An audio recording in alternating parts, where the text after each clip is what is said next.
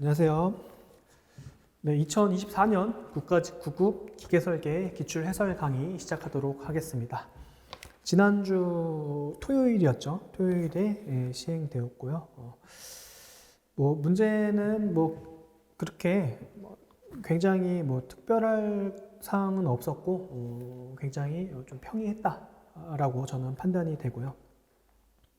난이도 자체도 기존에 있는 기출과 비교했을 때 좀 난이도는 중하 그 정도로 평가를 이제 해보고 문제 바로 풀게요. 문제 1번 축과 구멍의 끼워 맞춤에 대한 설명으로 옳지 않은 것은 4번이죠. 이거 개념이니까요. 억지 끼워 맞춤에서 최대 죬세는 축의 최소가 아니라 축의 최대 허용 치수에서 구멍의 최소 허용 치수를 뺀 수치다가 되어야 되죠. 그래서 4번이고요. 2번 미터 나사에 대한 설명으로 옳지 않은 것은 1번 두 줄 나사에서 리드는 피치의 2배이다. 리드는 줄수와 피치의 곱으로 표현되니까 두 줄 나사는 피치의 2배가 리드가 된다는 내용 맞고요. 2번 미터 가는 나사는 호칭 지름 곱하기 피치로 표시를 하죠. 3번 수나사의 골지름과 앞나사의 안지름이 최대 지름이다. 3번이 틀렸죠. 최대 지름은 수나사의 바깥지름이죠. 골지름이 아니라 수나사의 바깥지름이고 이 수나사의 바깥지름은 앞나사 입장에서는 골지름이 되죠. 그래서 3번이 틀렸고요. 4번 M24 수나사는 미터 보통 나사죠. 24는 이른바 호칭 지름으로서 수나사의 바깥지름을 의미하고 24mm다. 미터 나사는 말 그대로 미터계를 쓰는 나사니까요. 그 다음에 3번 시간에 따라 크기가 변하는 동화 중에 해당하는 것만을 모두 고르면 이거에 은근히 여러분들이 좀 틀리셨을 것 같은데 동화 중을 골라라. 일단은 뭡니까? 디귿번 반복 하중이랑 리을번 양진 하중 이거는 의문의 여지가 없죠. 당연히 동하중이고 니은번 분포하중은 아니죠. 동하중이. 지금 그래서 충격하중에서 좀 헷갈려서 정답을 2번 디귿 리을 아니면 정답은 3번 기역 디귿 리을 충격하중까지 포함해서 이제 동하중인데 충격하중을 빼먹고 2번으로 좀 오답률이 있었을 거라고 추측이 됩니다.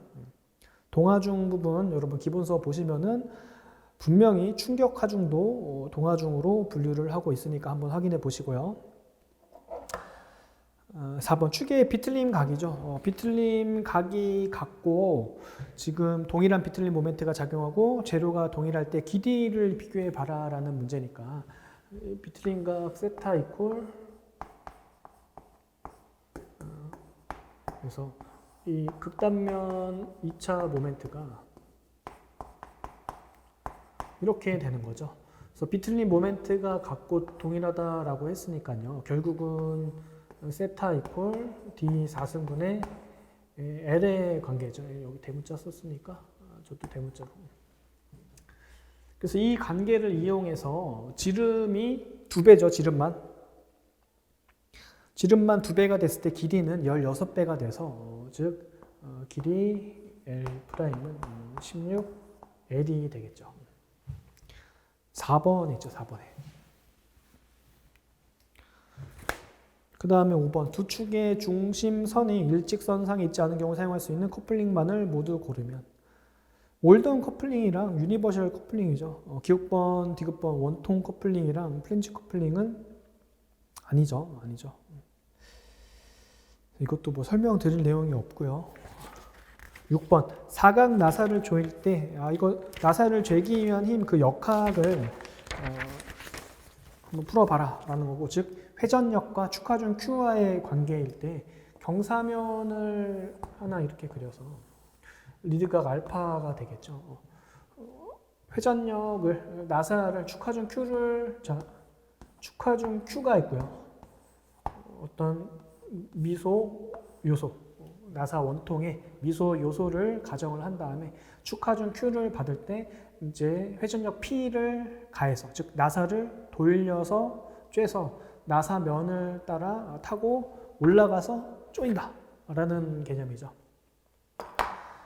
그러면 일단은 이 회전력 P는 P 코사인 알파와 P 사인 알파로 분해를 할 수가 있겠고, 수직력 Q는 Q 사인 알파와 Q 코사인 알파로 분해를 할 수가 있는 거죠. 그래서 이 경사면 상에서 힘의 평형 방정식에 따라서, 즉 P 코사인 알파 마이너스 Q 사인 알파가 더 커야 되죠. 뭐보다? 나사면에서의 마찰력을 이겨야지 잠긴다. 뮤 수직력에는 P 사인 알파 플러스 Q 코사인 알파가 되죠. 그래서 P에 대해서 묶으면 P 코사인 알파 마이너스 뮤 사인 알파 이퀄 Q로 묶으면 사인 알파 플러스 뮤 코사인 알파가 돼서 회전력 P는 코사인 알파 마이너스 뮤 사인 알파분의 Q 사인 알파 플러스 뮤 코사인 유지각 알파가 돼서 3번에 있네요. 3번에. 이거 똑같은 거 있죠? 기출에 똑같은 게 있습니다.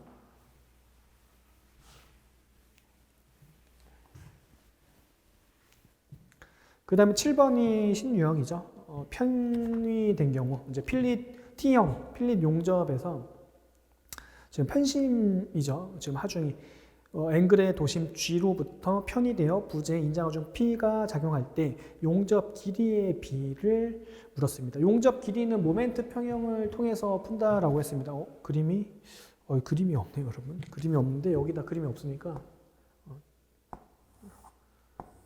그림이 어디 갔지?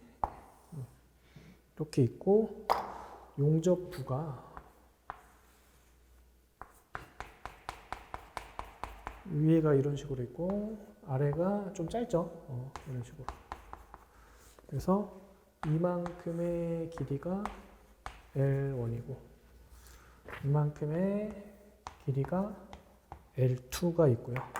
도심, 앵글 축의 도심이 약간 이쪽으로 이렇게 해서 여기 G라고 되어 있죠. 그래서 양쪽으로 지금 인장 하중이 작용하고 있을 때 용접 길이를 나타내라. 그러면은 어떻게 하는 겁니까? 반을 잘라서 P1, P2 해서 힘의 평형에 의해서 전체 P는 P1과 P2의 합으로 표현할 수가 있고요. 이 도심점으로부터 거리를 x1, x2라고 한다면 이 도심점 G에 대해서 모멘트 평형을 이용해서 나타내면 어떻게 되는 거예요? P1, x1 이퀄 P2, x2가 되죠. 이 용접 하중 P1은 어떻게 강도, 전단 강도를 이용해서 이런 식으로 나타낼 수 있죠. 전단 강도와 목단면의 곱으로 표현된 거잖아요. 그래서 타우 A가 지어지면 문제에서 L2분의 L1을 구하라고 했으니까 L2분의 L1을 구하라고 했으니까 얘는 X1분의 X2가 돼서 2번이 되죠. 2번.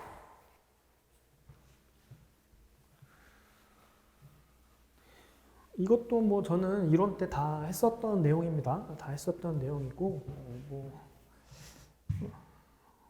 나올 가능성이 있습니다라고까지 얘기를 드렸던 것 같아요. 8번 이수가 지인 헬리컬 기어의 축직각 모듈을 M1, 취직각 모듈 M2라고 할 때 상당 스퍼 기어 이수. 헬리컬 기어에서 상당 스퍼 기어 이수 식이 기억이 나셔야 되는 거죠. 일단 3승분의 G가 되고 그 다음에 치직각 모듈과 축직각 모듈 간의 관계가 베타죠. 그러면은 코사인 베타 이퀄 축직각 모듈분의 치직각 모듈인데 여기서 지금 축직각 모듈이 하첨자 1이고 치직각 모듈이 하첨자 2니까 M1분의 M2죠. 그럼 이게 어떻게 되는 거예요? G 곱하기 M2 3승분의 M1 3승이 되니까 4번에 있죠. 4번. 그러니까 8번도 이 10만 여러분들이 헬리컬 기억 관련해서 기억이 났냐 안 났냐 이제 거기서 풀 수 있느냐가 갈리는 거겠죠.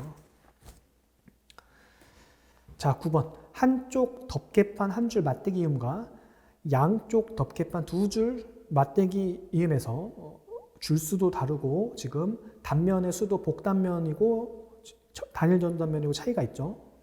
리벳 1피치당 허용 인장 하중을 W1, W2라고 할 때 하중의 비를 물었습니다.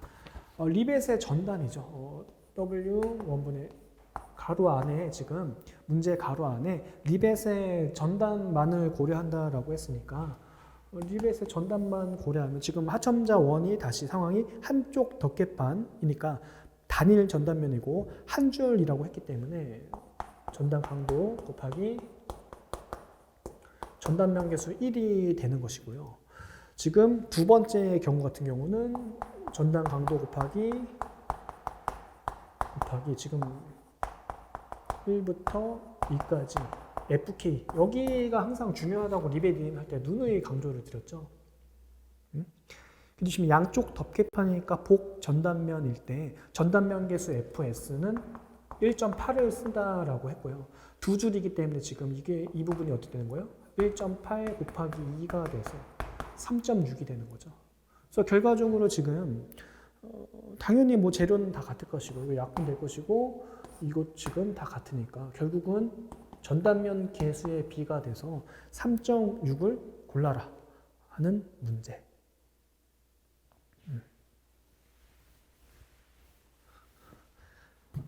10번 마찰면의 수가 6개인 답한 브레이크에서 제동 토크를 주고요. 축방향 미는 힘을 물었습니다. 이것도 제동 토크는 제동력과 제동 지금 반경의 곱으로 표현될 수 있고 뮤P 곱하기 2분의 DM이죠. 근데 실은 지금 답판이라고 했어요. 답판이라고 했기 때문에 판 하나에 걸리는 힘과 판의 수를 이용해서 이 전체 미는 힘 P를 나타내면 P1 G가 되겠고 2분의 DM이 되겠죠. 그래서 실은 이것도 언급을 드린 적이 있었죠. 이것도 이 문제 같은 경우도 축방향 미는 힘이 지금 전체 P인지 각 판에 미치는 힘 P1을 묻는 건지 문제만 보고는 이건 알 수가 없어요. 이런 게 종종 등장한다라고 했습니다. 기출에서. 그래서 어쩔 수 없다라고 했어요. 어쩔 수 없다. 봐서 이것을 지금 이 문제 같은 경우는 결론부터 말씀드리면 이게 전체 P가 아니라 P1을 물은 문제죠. 근데 실은 이게 왜 문제가 되느냐면 기출문제를 몇 면에 놓고 보면 어떤 기출문제는 친절하게 지금 문제에서 축방향으로 미는 힘 앞에다가 각 판에 작용하는 축방향으로 미는 힘에 대해서 아주 명확하게 무엇을 묻는 것인지 이제 명시를 하는 문제가 있어서 문제가 되는 거예요. 그렇게 되면은 당연히 P1인데 지금 이 문제 같은 경우도 실은 문제가 있는 거죠. 이게 P인지 P1인지 알 수가 없다라는 거예요. 알 수가. 어쨌든 P1을 거라고 해보면 이 T가 되겠죠. 이런 건 좀 개선이 필요해 보입니다, 여러분. 그렇죠? 명확하지가 않잖아요. G가 6개, 판의 수가 6개, 마찰면의 평균지는 100mm라고 평균지는 아예 나왔고 2이고 토크가 75Nm 단위니까 75 곱하기 10의 3승을 해서 계산을 해주면 1000N이 된다. 근데 어쨌든 전체인 P는 6000이 되는 거죠. 6000. 근데 어쨌든 선택지에 없으니까.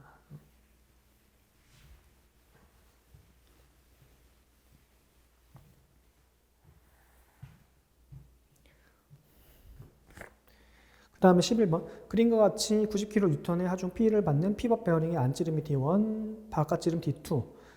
평균 베어링 압력 4MPa, 파이는 3이다. 베어링 압력에 관한 또 아주 기본적인 문제가 나왔죠. 압력을 받는 면적이 지금 중실 원형의 단면적이 되니까 P가 되죠. 그래서 D2 제곱 마이너스 D1 제곱을 먼저 구해보면 파이 Q분의 4P. 파이는 3으로 한다라고 가로 안에 나와 있고요. 4메가파스칼 4 곱하기 하중이 90kN이니까 90 곱하기 10의 3승을 써주면 이게 지금 3만 단위는 제곱미터가 될 것이죠.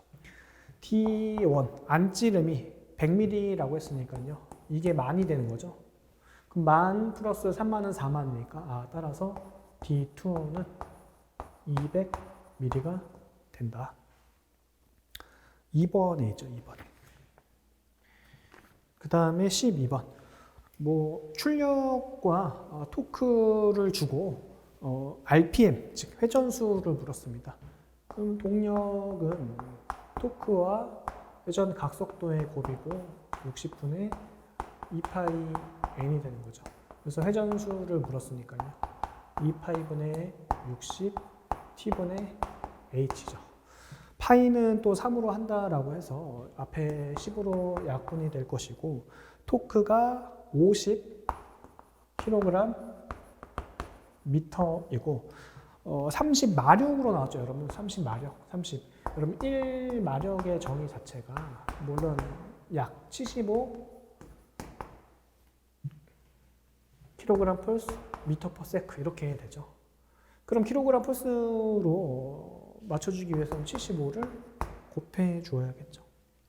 그래서 계산을 해 주시면은 450 rpm으로 나오게 되죠. 2번이네요. 2번.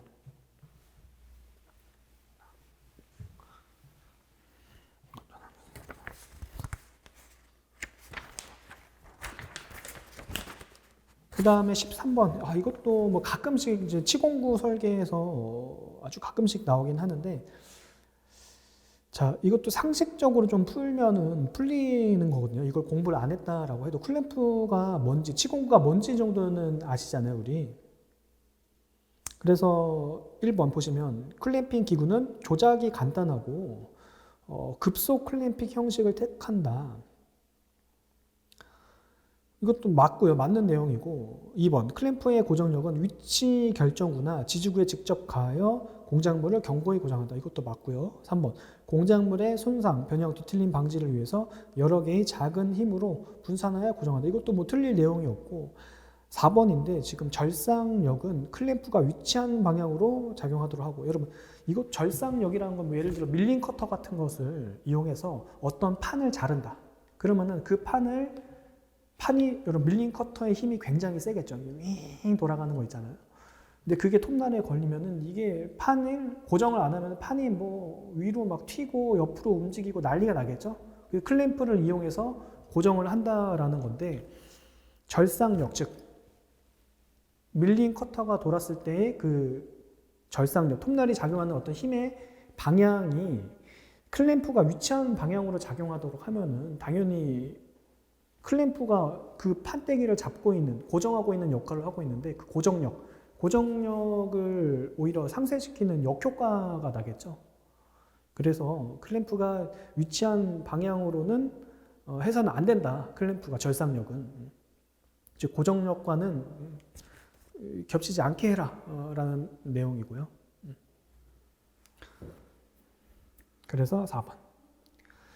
그 다음 14번 원통 코일 스프링에서 지금 소선의 지름으로 이것도 그냥 단순 계산 문제죠. 전달 능력이 왈의 응력 수정 계수 D가 되는 거죠. 근데 지금 왈의 응력 수정 계수는 뭐 1.2라고 주어졌고 일단은 파이 8P고 스프링 지수가 7이라고 나왔으니까 이렇게 7D라고 하면 되겠죠. 그래서 제곱으로 약분이 될 것이니까 D 제곱 이퀄 파이 타우분의 8, 7, 56 미리 56으로 써보겠습니다. 56 P K가 돼서 파이는 3으로 한다. 전단 능력 800 뉴턴 미리의 제곱이고 56 하중이 1750 계산이 조금 빡세죠 이런 거 1.2 되죠. 그래서 루트를 씌워서 계산을 조금 빡세긴 하지만 잘 해주시면은 7mm라고 딱 떨어져서 나오게 됩니다. 1번이죠, 1번. 그 다음에 15번 원축 클러치죠. 이것도 뭐 그냥 식을 알고 있니라는 거고, 원축 클러치의 전달 토크는 항상 여러분 전달 토크는 마찰 계수와 수직력의 곱으로 정의를 했고, 상당 마찰 계수라는 개념이 어떻게 나온 겁니까? 이 수직력과 축하중과의 관계죠. 뮤와 피와의 관계. 사인 알파 플러스 뮤 코사인 알파분의 뮤 피가 되죠. 그래서 이 앞부분을 묶어서 상당 마찰 계수라고 하죠. 그래서 이거를 지금 토크식에서 제가 이거를 잠깐 빼먹었죠. 그래서 마찰 클러치, 원추 마찰면의 작용은 마찰력과 회전 반경의 곱으로 표현이 된다. 그래서 지금 원축각이 15도라고 했으니까요. 사인 15도는 가로 안에 0.25라고 했고요. 0.25 플러스 마찰계수 뮤가 0.2 그리고 코사인 15가 0.9 분의 0.2 곱하기 이 축방 힘 440N 2분의 평균 지름 200mm. 그래서 이것도 계산을 해주시면 미터 단위로 불었죠. 20Nm 된다. 3번이죠. 그 다음 16번. 이것도 어디 있는 문제 그냥 똑같이 기출문제를 거의 변형이 없이 그냥 완전히 똑같이 복사를 갖다 붙이신 것 같은데, 원주 방향력 시그마 1 이퀄 ET분의 PD. ET 대신에 D 대신에 반경의 2배니까 T분의 PR이 되는 것 같고, 축방향 응력은 4T분의 PD죠. 그래서 D 대신에 R 대입하면 2T분의 PR이 되는 것이고, 전단 응력은 역시나 뭡니까? 2분의 1 시그마 1 마이너스 시그마 2가 되니까요. 이것도 해보시면 4T분의 PR로 표현이 되는 부분이죠. 4번이 됩니다.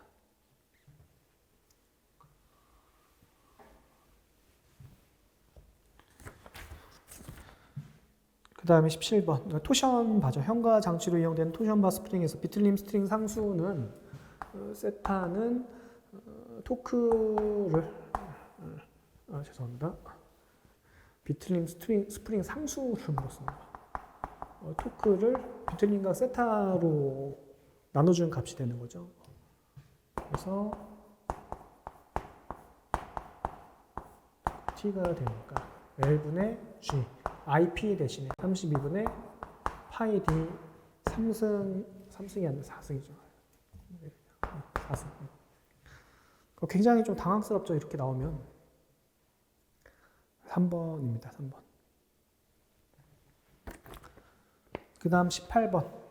엔드 저널 베어링에서 저널의 지름 30, 저널면에 작용하는 평균 압력 3MPa, 허용 굽힘 능력 64MPa, 베어링의 폭을 물었습니다. 단, 저널을 외팔보 구조로 가정하고요. 외팔보 그냥 단순하게 이렇게 그리겠습니다. 지금 베어링 폭 길이에 걸쳐서 균일 분포 하중이 작용한다라는 거예요. 균일 분포 하중이 작용을 한다라는 거예요.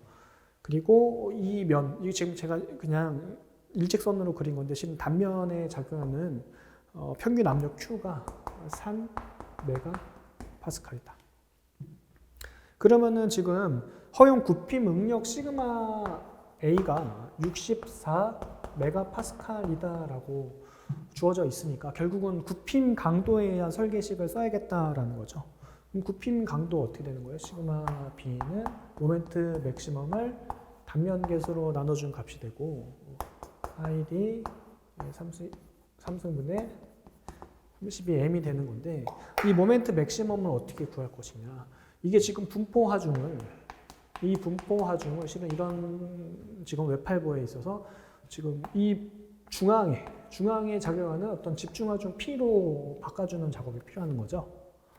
근데 지금 압력이 나왔으니까 압력 곱하기 면적인데 저널 베어링에서는 투영 면적이라는 개념을 쓰죠. 그래서 투영 면적은 어떻게 되는데 저널의 지름과 길이의 곱으로 표현이 되죠. 그리고 당연히 이만큼의 길이는 2분의 L이 되겠죠. 2분의 L. 그래서 파이 D 3승분의 32 곱하기 Q 곱하기 DL 곱하기 2분의 L. 그러면 어떻게 되는 거예요?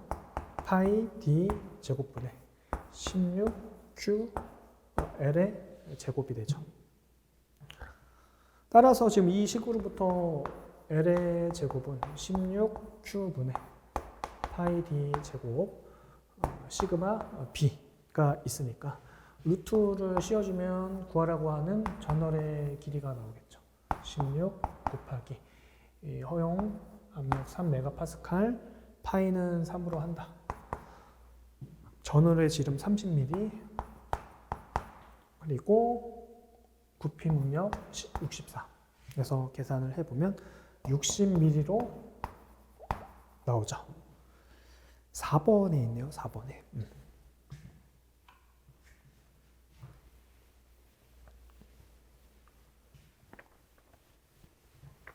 그 다음 19번 이것도 뭐 그냥 식 쓰는 거죠. 롤러 체인의 평균 속도 VM은 피치와 이수, 회전수 곱식이 있잖아요. 그럼 이렇게 하면은 단위가 미터 퍼 세크로 나온다라고 했었죠. 1000분의 피치, 이 피치가 20mm, 이수 30개, 500 rpm. 그래서 5m per sec로 나오게 된다. 그다음 마지막 20번. 온도 변화에 따른 관의 신축을 허용하는 관이음에 해당하지 않는 것은 그래서 관이음에 관한 내용이고 관이음.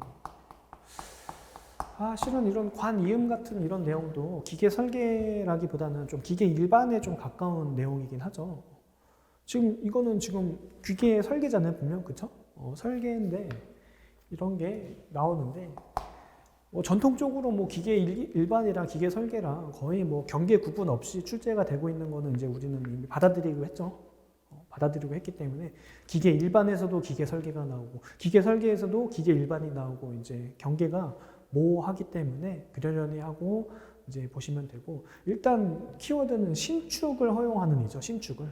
그러면은 여러분 이 내용을 내가 전혀 몰랐다 하더라도 눈치껏 여러분 4번 여러분 3번을 답으로 선택하진 않겠죠.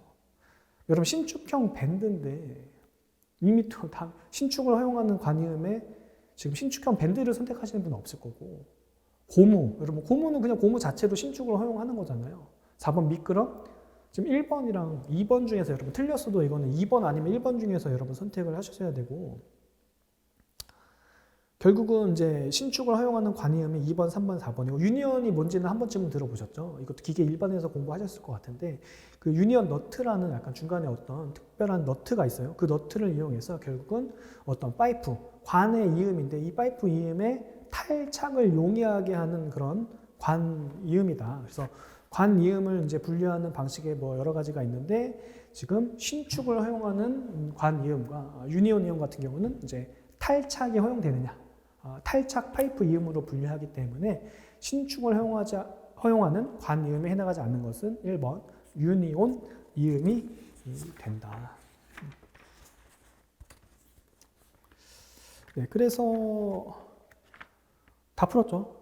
다 풀었고 1번부터 20번까지 다 풀었고 일단 수강생분께 제가 좀 드리고 싶은 말은 제가 이때 강의에서 좀 다루지 않았던 게 709 여러분 709 이것도 제가 시간이 되는 대로 조금 정리를 해가지고 수험적으로 유의미한 내용들만 정리를 해가지고 어떻게 업데이트를 하도록 하겠습니다. 일단 1호에서는 잘 다루지 않았죠. 그리고 관이음 이런 것도 일단은 여러분 너무 수동적으로 저의 어떤 업데이트만을 기다리지 마시고 일단은 먼저 얘기를 할게요. 지금 이 시점에서는 이 부분도 지금 2024년 기준으로 기계 설계에서 709 설계 파트, 관이음 파트가 여러분 찾아보면 어디 책에 내용이 다 있어요. 그래서 출제가 되고 있으니까 제가 제 이론 강의했던 이런 부분들은 좀 빼먹고 안 했습니다. 안 한 게 있는데 지금 출제가 된 거기 때문에 좀 스스로 먼저 좀 능동적으로 보충을 좀 해보시고 또 나중에 또 기회가 되시면은 제가 업데이트하는 어떤 자료나 이런 것으로 또 한번 참고를 해 보시면 될 것 같습니다. 네. 그래서 2024년도 국가직 기계설계 해설 강의는 여기서 마무리를 짓도록 하겠습니다. 고생하셨습니다.